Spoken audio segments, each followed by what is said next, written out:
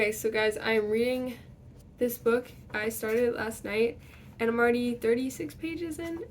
That's not that far. It's a small book, so I'm just like out of the habit of reading a lot until like last night. Finishing that book was actually pretty big for me because it's been a while since I just read something for myself on my own time, which wasn't specifically to make one specific project happen. Wow, it's almost like self development can only really happen when we have time and mental energy to do it. Which is like what this whole thing is saying. Like, I think as a kid, like a really little kid, I played around outside all the time and, just very like in tune with myself, in tune with nature. And like, I've talked about that experience of like growing up with just having so much freedom. And I mean, I wasn't in school either, so like being homeschooled too.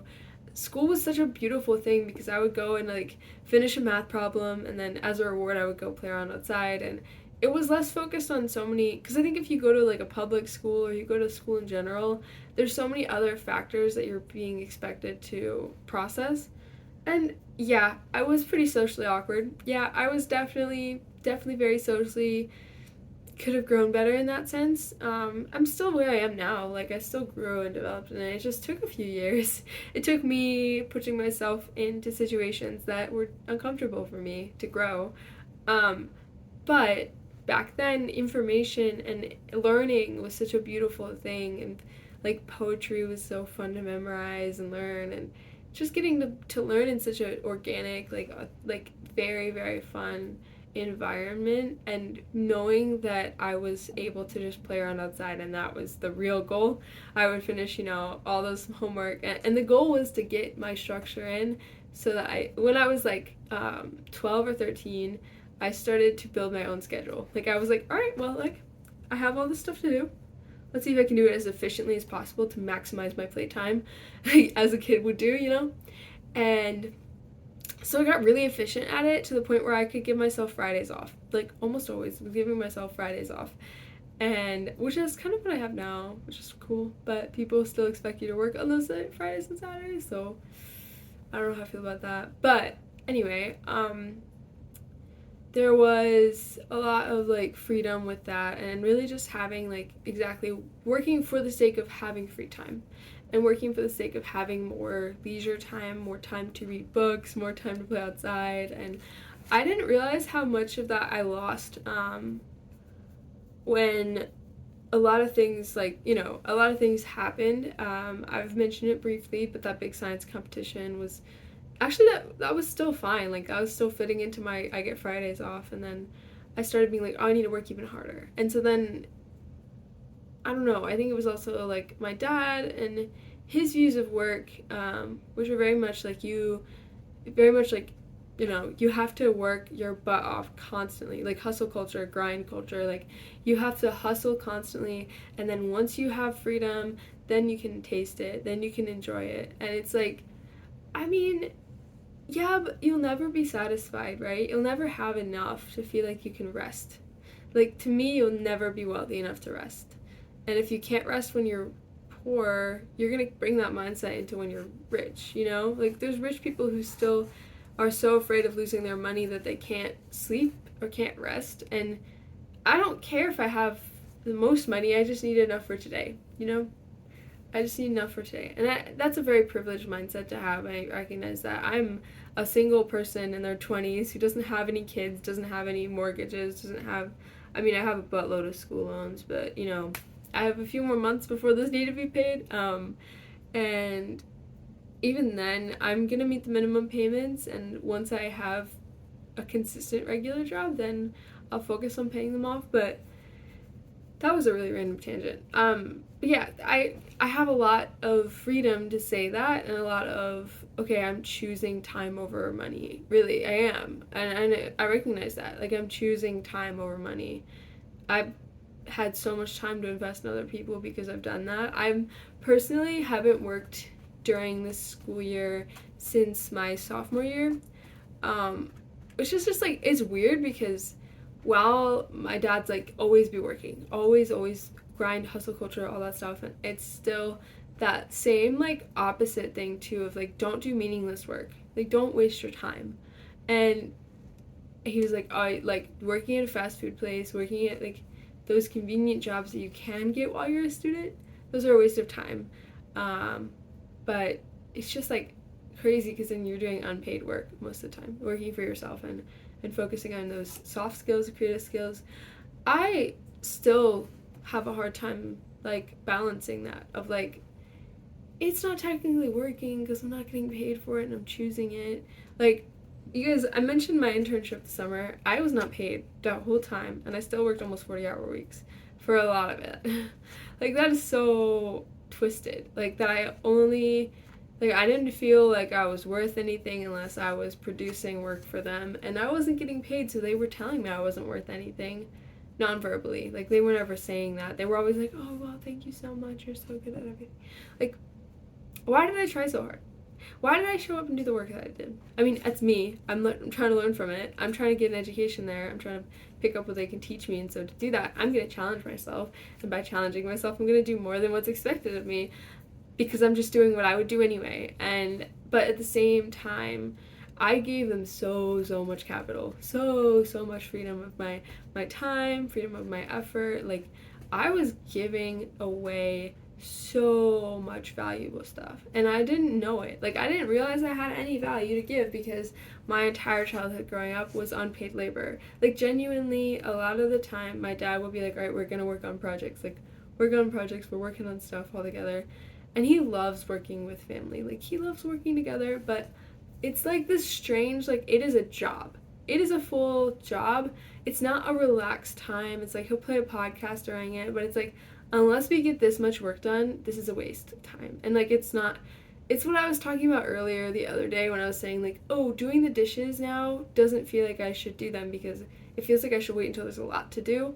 It's kind of always been that way with the projects. Like, it's always been waiting until there's like so much to do that it's overwhelming. Instead of making small progressive steps towards growth, it's like any step you make, like, we'll make 6 steps back because we're not going to touch it for a while, and then we're also going to pile more stuff onto the thing you were cleaning. So it's just, I'm pointing it out not to like say that they were always ignorant. Like, there was so many other factors going on that made it impossible for us to genuinely make progress on things, but it's still important to recognize that that was wrong. Like, that was not a smart way to work. That was not something that's sustainable, and it's not something that I can allow myself to do with projects. I can't allow myself to do that with my own life because it's so stressful and it adds so much pain that's not necessary. Yeah, so all that to say, there were tons of other factors and obviously mental health stuff going on, and genuinely just not enough hands to do the work and not enough knowledge to make it happen quickly and efficiently. I can't tell you how many times like I would go out and just do yard work for the entire day, and I mean, obviously it's unpaid, but it's like, it's also an expectation. It's not a, hey, let's work on this together because you enjoy it. It's like, no, I'm expecting you to not just show up and work, but not get distracted once while we're working. And if you do, you're lazy. And if you do get distracted, you're not a good worker and you're never going to get anywhere in life. Like, that was kind of the feeling of it. And I know that my dad was reacting out of pain, and I think part of him just didn't want to recognize that what he was doing wasn't working. And so he had to, didn't have to, but it came out that way. It's not making excuses. He was definitely still in the wrong, but it's important to recognize that there was more than just, his own moral failing or whatever. And he was definitely wrong for always calling my brother lazy for sledding instead of shoveling all the time.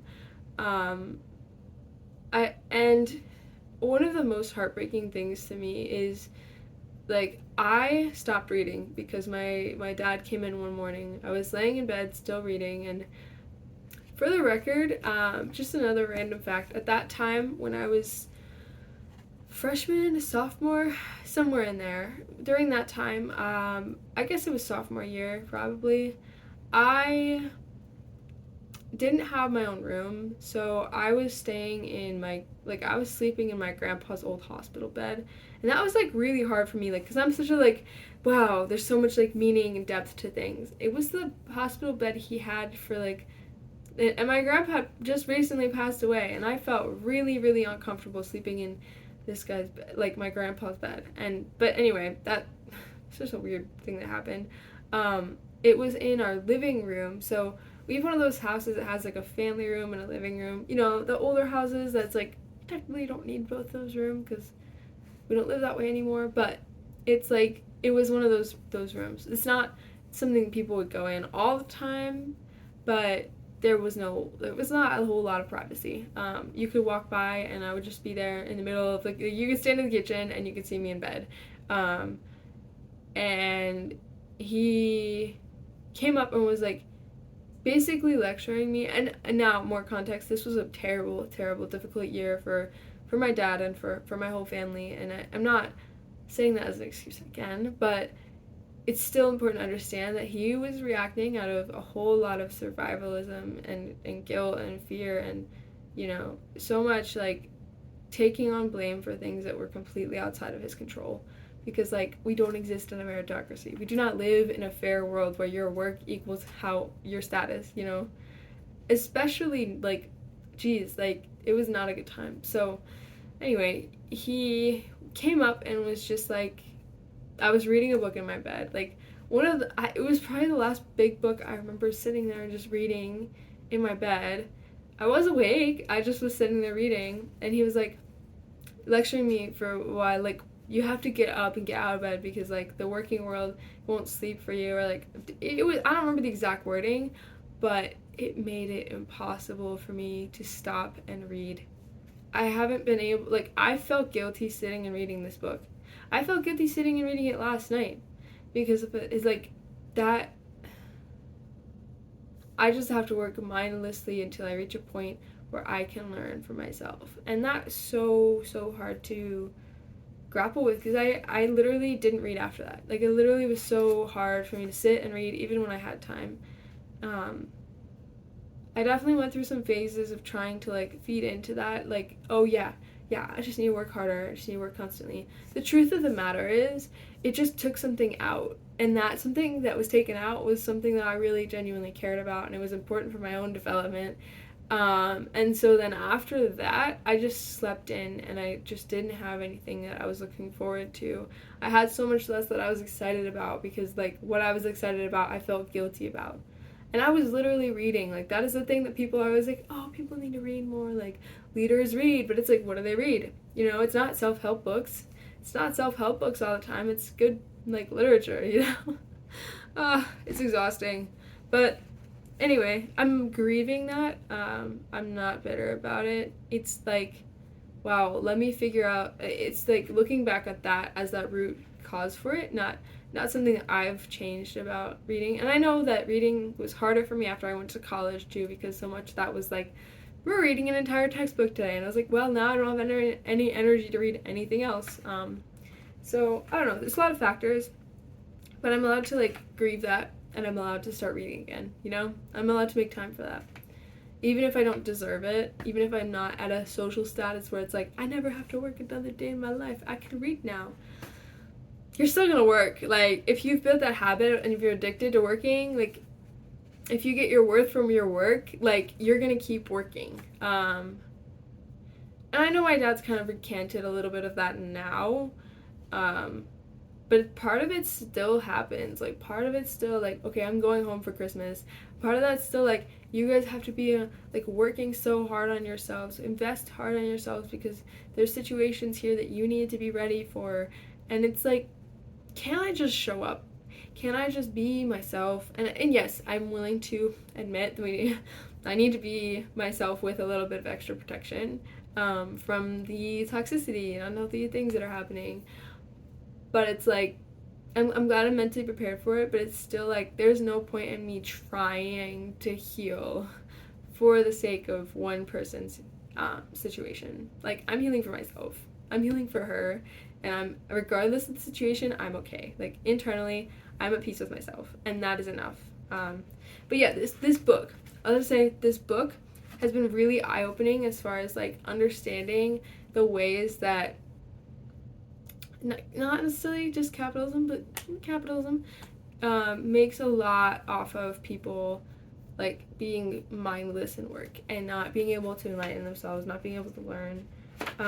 This one section really stood out to me. Said, so it's talking about how we still tend to work mindlessly. Man, I read so much of this, I'm not even sure which page it was on. We just need to, like, basically work exists to serve us. We don't exist to serve it. We just need what we need, not like an insane amount. Like, I just want enough so that I don't have to worry about, like, rent and my college loan stuff. I want to be smart about investments and other things that are going on that exist in the world that I'm still participating in. I'm not, like, pretending they don't exist. I'm not hiding money under my pillow as a way of saving money in the bank, you know? But, like, I don't have to work so hard to earn a lifestyle that I don't even want. I don't even want that lifestyle. I want to be able to go to art museums. I want to be able to go travel the world. That is the whole reason I want to make money, you know? But, okay, anyway, there was this section that talked about how work is often kind of being mindless, and we don't give people work that challenges them intellectually, and it's always the same amount of effort. Oh, here it is. I found it. I finally found it. Page 37. So we spend our lives in jobs that give us very limited scope to develop ourselves and which are specifically designed to be so routine that they can be picked up by almost anyone who gets hired. The time for our own fulfillment and development is elsewhere. Even the acknowledged and consistently misinterpreted father of modern economics, Adam Smith, was well aware of what the division and standardization of tasks did to us humans. Alongside making us more productive as workers, he warns that the man whose life is spent in performing a few simple operations, of which the effects are perhaps always the same, or very nearly the same, has not occasion to exert his understanding. Reducing our time at work is as much about human potential as it is about economic equality. Among those who saw the huge potential of a culture in which necessary labor was reduced to a minimum, they said that, like, if we reduce work to, say, 4 hours a week, it could be better organization and more scientific methods. A very great deal of work, which is now felt as a burden, could be quite easy to be so. Would quite easy to be so. I think a huge thing that, like, we're so much more productive than we were back in, the 1700s, when workers' unions really started. 1800s, I guess, was 1860s was the first, like, workers' union and stuff, where they were like, hey, can we get 8-hour work days instead of 10? Like, can we stop working our butts off every single day just for the sake of working our butts off the next day? And essentially modern slavery, it's just, like, really, I think it's really ingrained in us, Like, we live like slaves even when no one's asking us to. It's this, like, fear of not having enough or not being enough merely to exist, merely to explore things that are ends in themselves. It's hard. I think it's a hard balance to find out where we live. Yeah, it's a lot to think about. But we're producing so much more. But, like, that whole idea where capitalism is just constant growth, or at least one interpretation of it is constant growth, like a vertical line, it requires just as much giving from workers, and technology and all those things have to be able to compete to keep up. I honestly think it's completely unsustainable. It's like cancer. It's like some kind of growth that's never stopping. That is terrifying and completely irrational and so unnecessary. Honestly. Like, who needs to be a billionaire? We don't need that much money. You'll never spend that in your lifetime. I sure don't need to be a billionaire. I don't even think I need to be a millionaire. Like, the only reason I would try to be a millionaire is just to say that I'm a millionaire, not to spend it, Like, and then I think there's such a lifestyle inflation that happens with wealthier people, and so their ability to spend lines up with their amount of income, and then you have the same anxieties you did at a lower income level. You just have more cars. You just have more ways of spending it. So, like, why can't we just be content with a simple life? And I know this is me. I know this is my own interpretation, my life. I'm not saying that this should be applied on a massive level, but I think all humans need time for self-development that isn't correlated with capital gain. They need time for self-development that doesn't completely equal you're also getting paid for this. Like, I was struggling with making these videos and struggling a little bit with thinking about a podcast because it was starting to become about getting capital gain when this is all meant to be a self-development, right? This is all meant to be an end in itself, an exploration of a new form of self-expression. Not let's manipulate the masses and giving me money. Like, if you guys are here for it, like, I appreciate it, but the truth of the matter is I don't have anything to say that's not being said by other people. I don't have something crazy. I don't have an insane lifestyle. I have peace, maybe a little more than I used to, but I don't know. I'm trying to figure things out, and I know I'm not the only one. It's so hard because while there are these two conflicting needs between humans' needs for self-development and that external need for capital gain, and other people's like businesses wanting that capital gain, and it's like we only get to rest when we're in that top 1% or that top 10%. But that should be a universal expectation. Like, everyone needs to rest because everyone is human. I think especially those who are lower economic ladders, like, because more is genuinely being taken from them. It's really hard being in a lower financial level. I've definitely, this is all kind of, I pretend that this is real. Like, I pretend I'm genuinely at a point where I can just rest and read books and have a few days to myself, but it's almost like it's temporary and it's all gonna go away in a few months or years. And I know that it is a pivotal point of my life, right? Like, I can either lean into discomforts and challenge myself and reach places that I wasn't before, and being able to present to things and being able to be a voice for people and being able to design is such an elite industry as it is, because there's so much that you have to be uniquely yourself, and to be able to do that you have to have time to yourself to figure out who you are and what your voice sounds like, what you care about. There's so much that requires so much time and effort. Like, I can't stress that enough. I've only recently been able to process a little bit of it because so much of it we're just in the grind, we're just processing things out, you're just cranking about.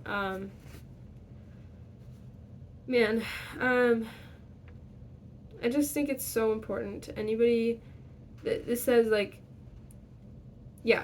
among those who would be classed as idlers might be included artists, writers of books, men devoted to abstract intellectual pursuits. In short, all those whom society despises while they're alive and honors when they are dead.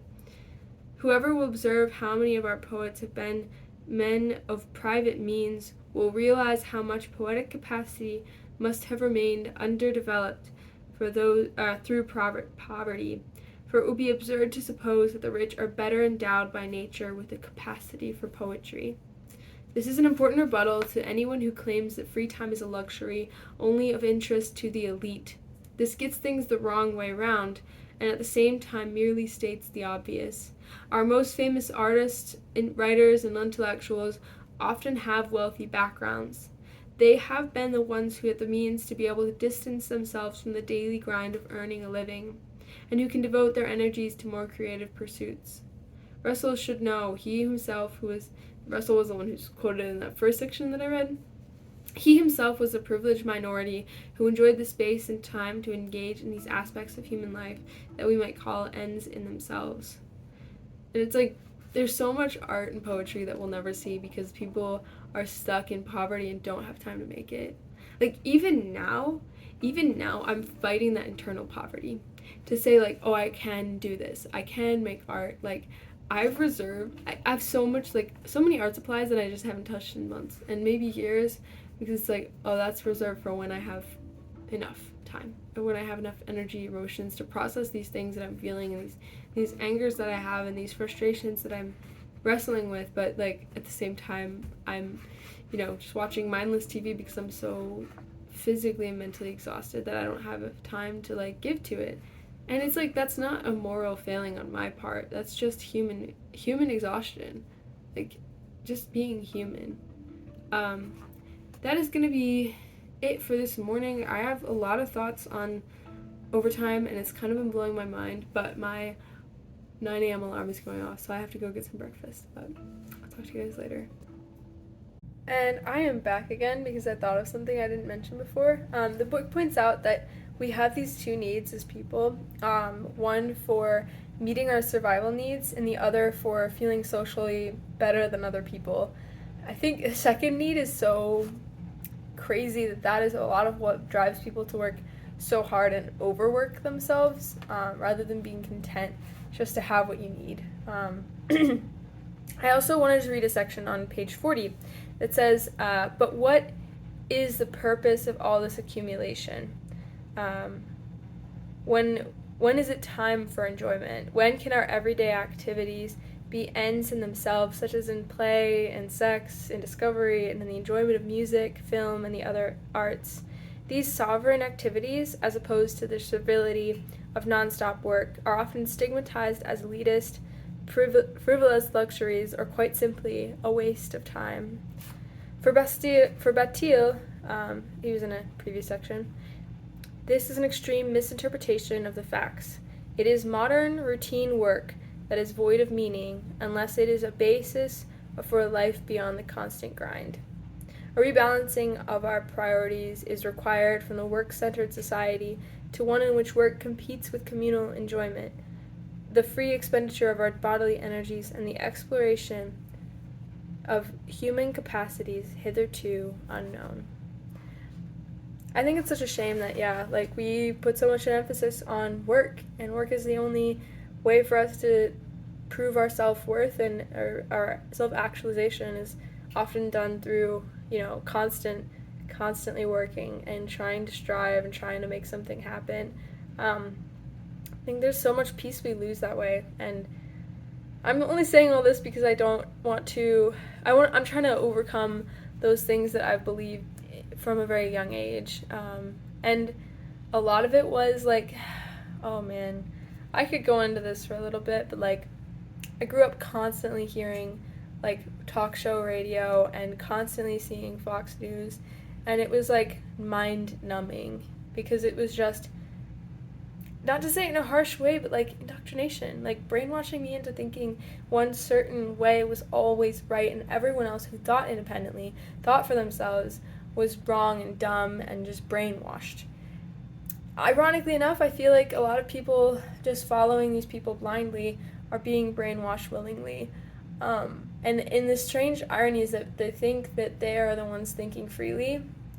They think they're the ones who are independently speaking their own voice, but really they're just using their voice and their platform to push other people down and silence other voices. And I struggle with that now because it was literally 20 years. Okay, I left the house when I was 18 because I went to college, but it was 18 years of just constantly 6 or 7 hours a day hearing those voices in the background, if not in the foreground. Every time we went somewhere, driving somewhere, his voice was all I could hear, and I felt this strange liberation when Rush Limbaugh passed away. And I'm not saying that it was just his presence was so heavy in my life that I felt like I was emancipated from his mindset and his way of thinking. But unfortunately, someone else will always fill that place, and that is unfortunately the case. But I am here and I don't listen to that. I don't passively listen to things. I actively read things that are challenging. I like this book, and I actively read my newspaper and other forms of media that I'm allowed to think for myself about them because there's no view that's being given to me. So I appreciate that, and I appreciate the neutrality of that. And I enjoy that a lot, and I'm leaning into it. So that is all for now, and it feels crazy. It feels like rebellion. It feels like, craziness when I'm just sitting here reading a book by myself, I'm not doing anything crazy, but going home is going to be interesting of me just being myself instead of trying to be who I think they want me to be, It's going to be good, but hard, so. Guess we're still working through this book. I had a church this morning and then came back a couple hours ago, so I've just been plowing through. I'm around page 66. I just got through the section on since this whole book is about working and the amount of time that we spend at work and how to regain our independence from putting our identity in our work.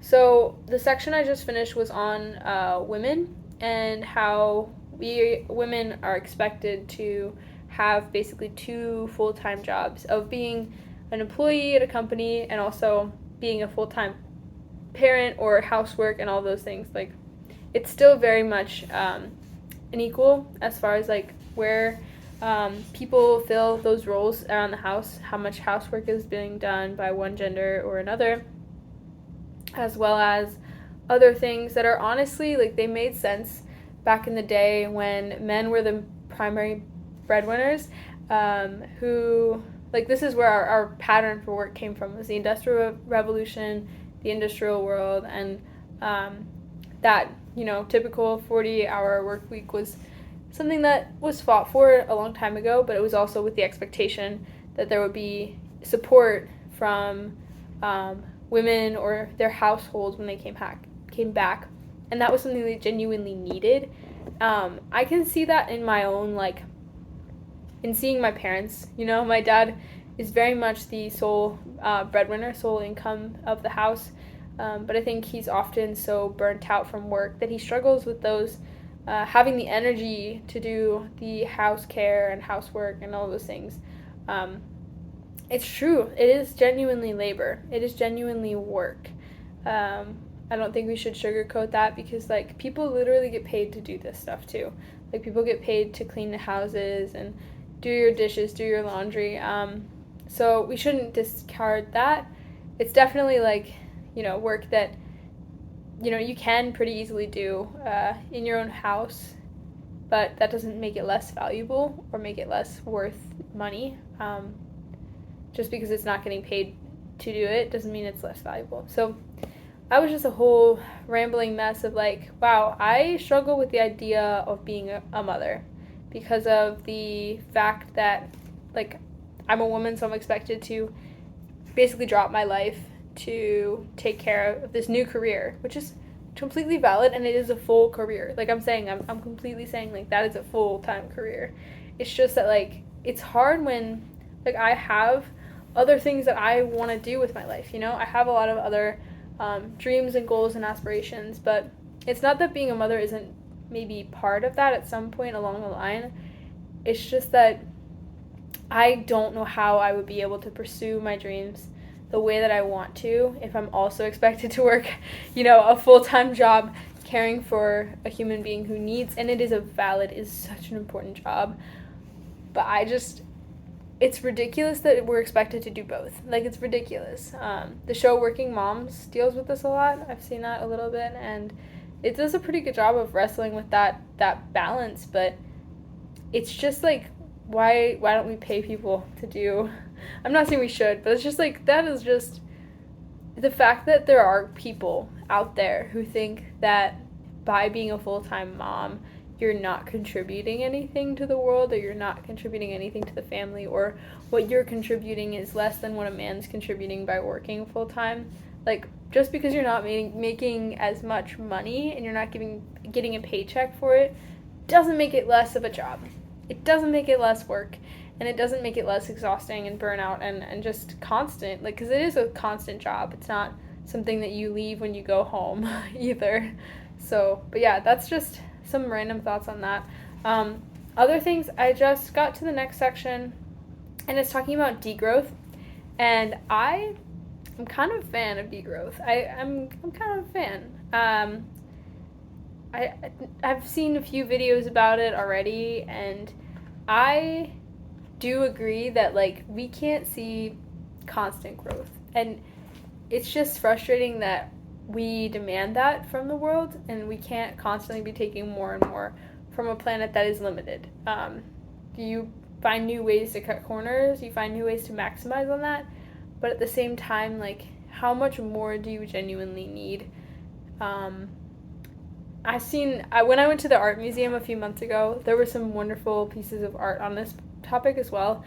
A small series showing like farm animals being completely like ridiculously demanded from, and kind of a before and after sort of piece showing how we treated them maybe 40, 50 years ago, maybe 70 years ago now, versus how we treat them now. And I think it's hard because when I am talking about these things, like I'm dealing with like my grandparents and my parents, who honestly, the world was different back then when they were growing up and forming their political views and forming their opinions. The world was different. Like the amount that we are accelerating and expecting the world to be able to keep up, it is astronomical. And the amount that we expect from ourselves is astronomical as well. And I just think it's really important to acknowledge that this time is different from that time. What we need now is going to be different from what we needed then. And while the messages that were being sent were sent for a reason, there are still, we have to ask why they were sent in the first place and who gets to make those decisions. Because the true people that have to pay the price of constant growth are the poorer working class who aren't getting paid fairly for their wages, the environment itself, obviously we're completely taking way more than it's meant to take, and also like other people in other countries, like whose working conditions are what we had in like Victorian ages England, and it might be different now. I don't know. It's been a few days since I did my research. It's been a few weeks. And that's not to say that there aren't people who are succeeding despite that, but it's almost like there are people that are succeeding because of it. So we can't admire their growth unless we ask for its cause. And if we ask for its cause and it is exploitation of people and exploitation of the environment, and it's not genuinely from what they would want to say as like, I just earned my way here, that's the time to choose better mentors, choose better leaders, choose better people to look up to, but also acknowledge that the reason that they succeed is because they're stealing from people who work beneath them. I mean, I don't think there's any natural, consistent way to become a billionaire. It is impossible to do that without stealing from someone at some point in the process. Anyway, now you've had my rambling stuff. I will get back to reading this, and then I'll catch you guys later. Well, it is around 3 p.m. I just finished the book. It was good. I liked it. I definitely agree that we should be pushing for the most efficient work that we can make, the best work that we can make, which is going to be from a place of good rest and being content, and our connection with our humanity, which can get suppressed really quickly when we become like machines just completing work.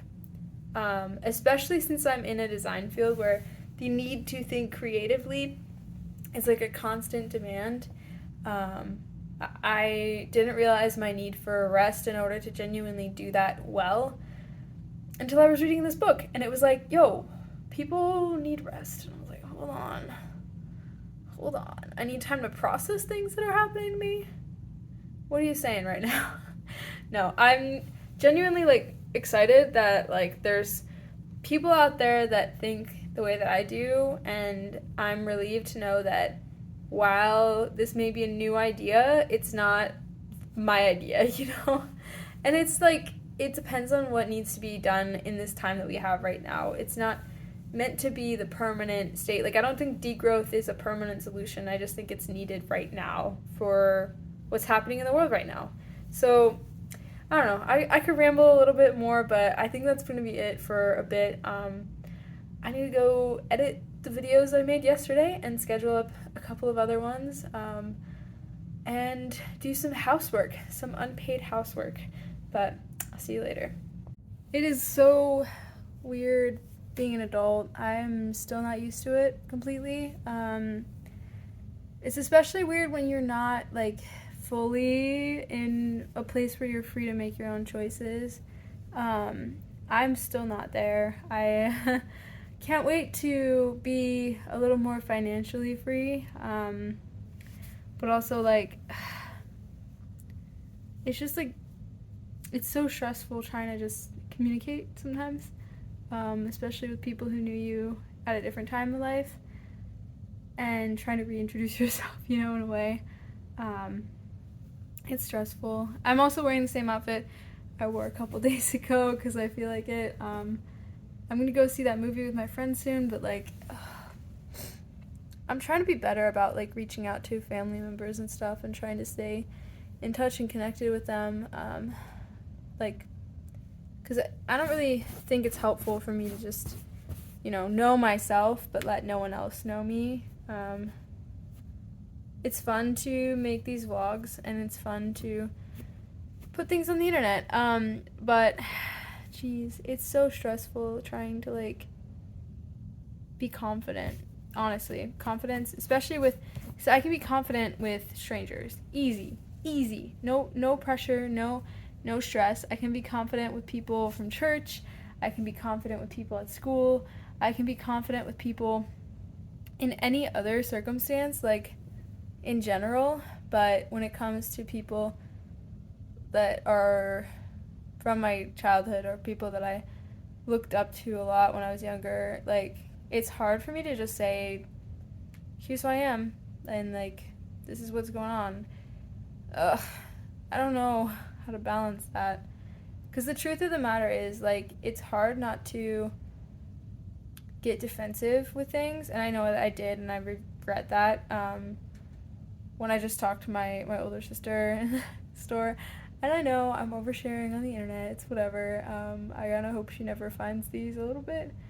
That way I can feel like I can still be candid with the internet and in the things that I'm exploring, the things that I'm learning about, without getting that, like, panicked phone call or panic check-in being like, what the crap are you doing?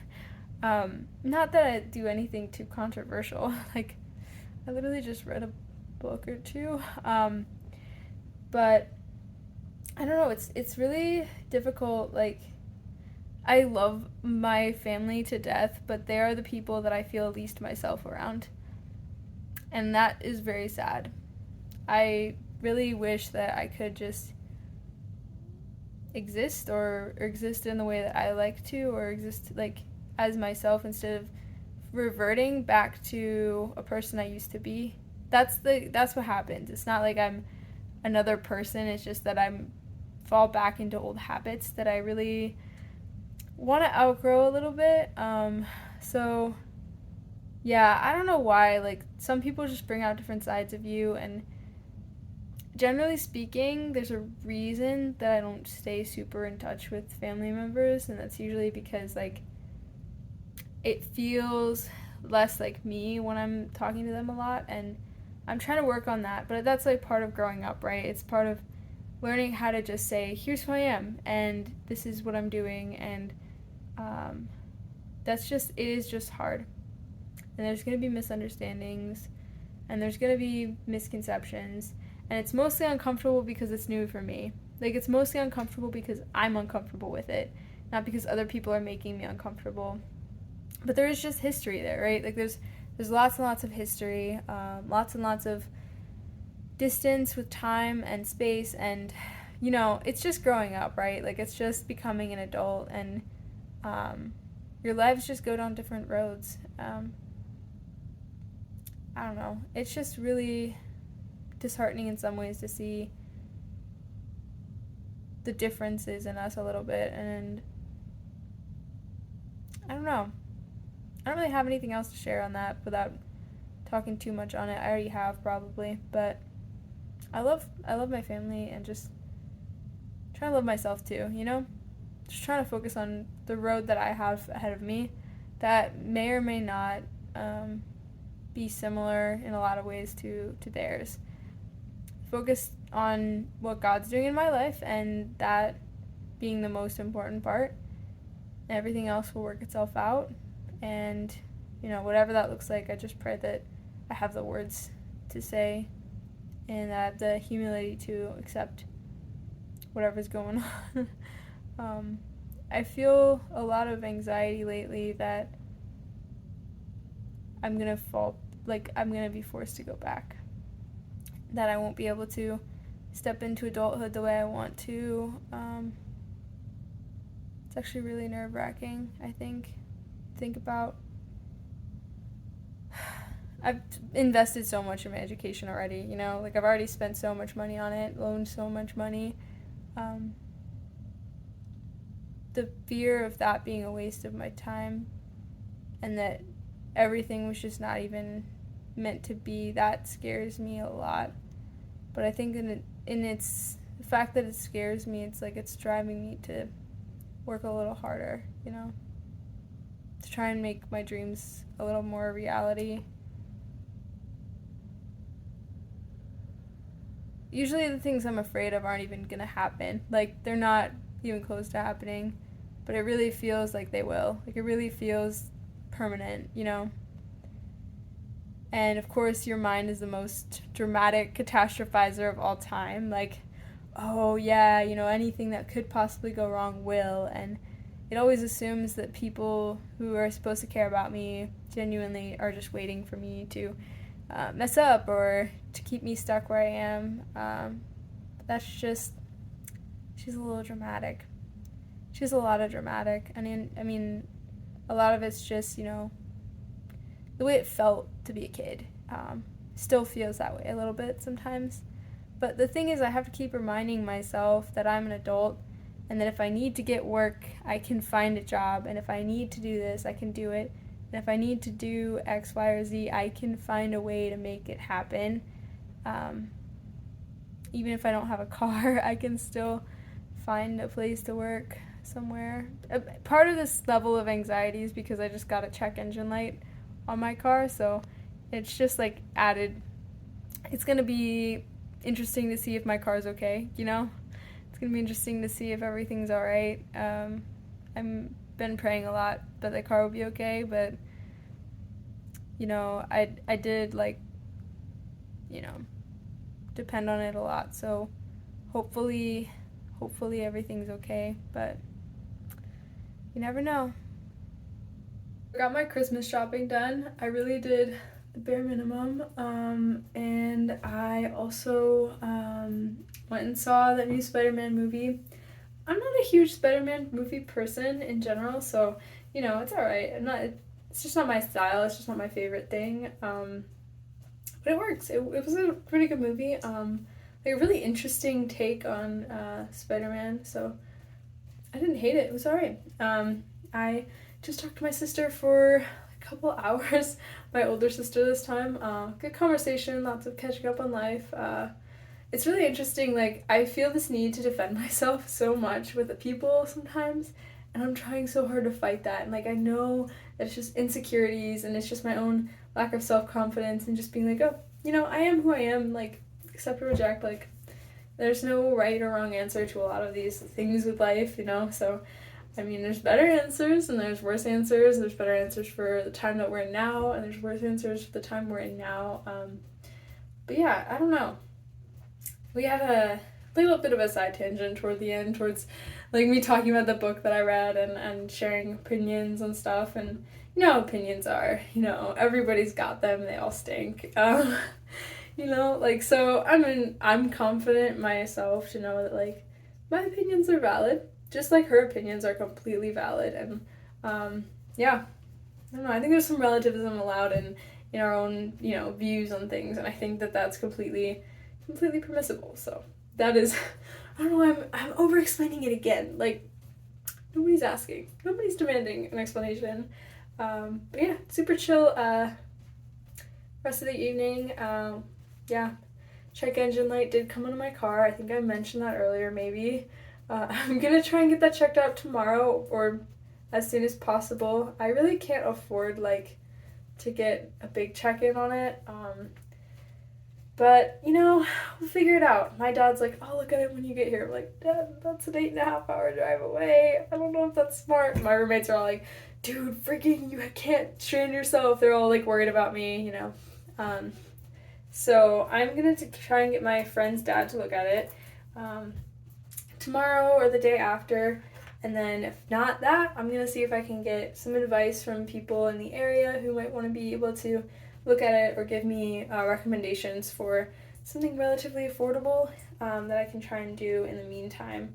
But for now, I'm going to go to bed and I'm going to deal with it tomorrow in the morning, and we will cross that bridge when we get to it. So, yep, that is how I feel at the moment. But yeah, I'm just like, I think it's worse when I'm alone a lot too. It's just this like added level of like proving myself, because I feel like I'm, undeserving of, obviously if I'm alone, like there's something wrong with me a little bit. But I know that that's not true. I'm just saying it because it's something that I've thought sometimes. And just feeling like, there's a reason that I'm alone. So like when I am with people, I have to prove that they shouldn't reject me, So that's like so unhelpful, so unhealthy. And then of course just like lots of other things to process and going on in the background. So yeah, there's a little rambling conclusion to the night. I'm gonna go to bed, and I will catch you guys tomorrow.